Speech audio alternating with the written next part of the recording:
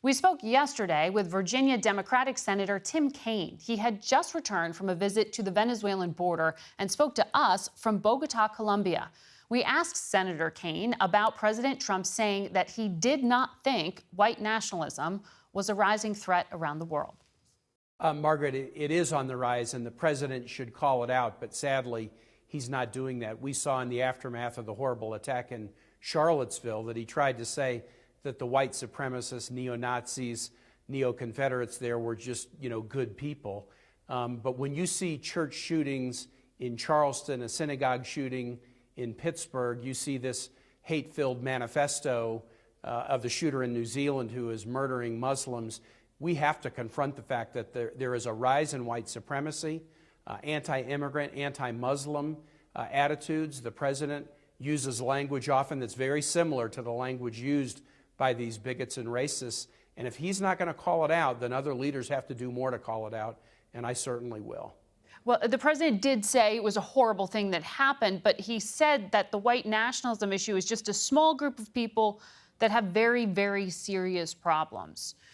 What do you attribute the rise to? Well, they have problems, but I think the president is using language that emboldens them. He's not creating them, they're out there. But, at the same time as he was tweeting out yesterday his support for the family members in New Zealand, and that was appropriate, he was vetoing the Senate's rejection of his emergency declaration from Thursday, and he used the word invaders to characterize people coming to the nation's southern borders, which was exactly the same phrase that the shooter in New Zealand used to characterize the Muslims that he was attacking.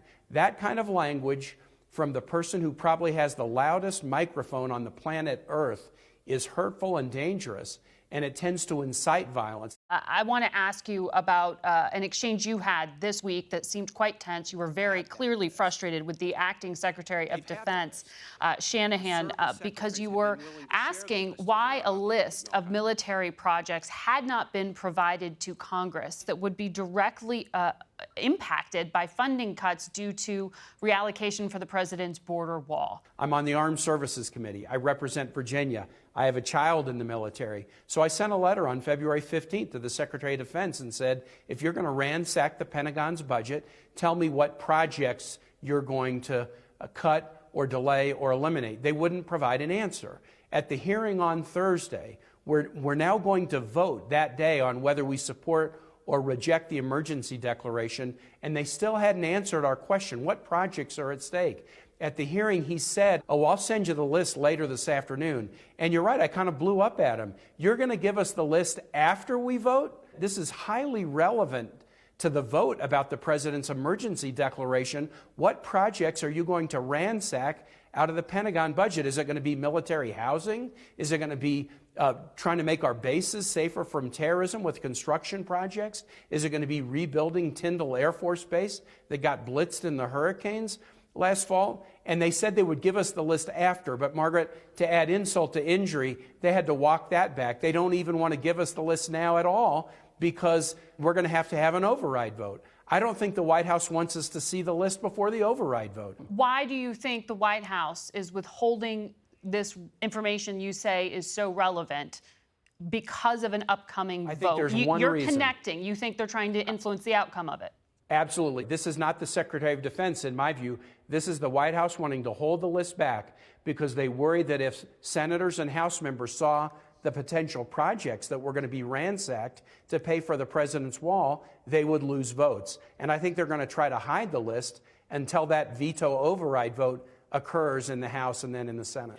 You are, of course, in Colombia, nearby what is a country that is really crippled in many ways economically right now, Venezuela. There are about 3 million refugees who have fled. The energy and oil industry is collapsing, as is the economy there.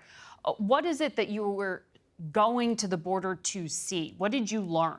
Well, Margaret, I wanted to see a couple of things. One, to support the Colombian government because their effort to provide assistance to these millions of Venezolanos has been really momentous. But secondly, learn what more the United States can do. We have worked together, actually in an accord between the administration and Congress, to provide significant amounts of humanitarian aid, to work together, to pull together a coalition of nations Nicolas Maduro still is in charge of that country, whether we like it or not. And these sanctions have not seemingly changed his calculus. The visas, the diplomatic isolation, what is this actually accomplishing at this point?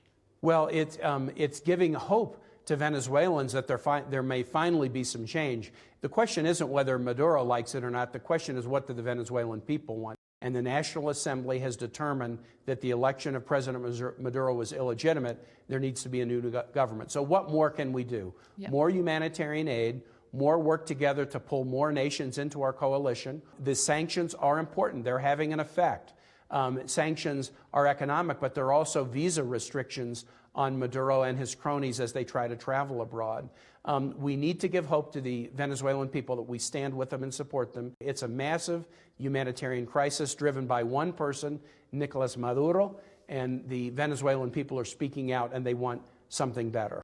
Has the Trump administration, whose policy you seem to support right now, have they underestimated how strong he is? I don't know that they've underestimated it. Look, this is not easy. It's a difficult situation. And I do generally support what the Trump administration has done, with one exception. I think loose talk about U.S. military action is a big mistake. One, because that's not for the president, it's for Congress. But second, the right strategy here, there's only one person using the military against Venezuelans, and it's Maduro. Senator Kaine, thank you for joining us. Safe travels. Thank you, Margaret. Absolutely.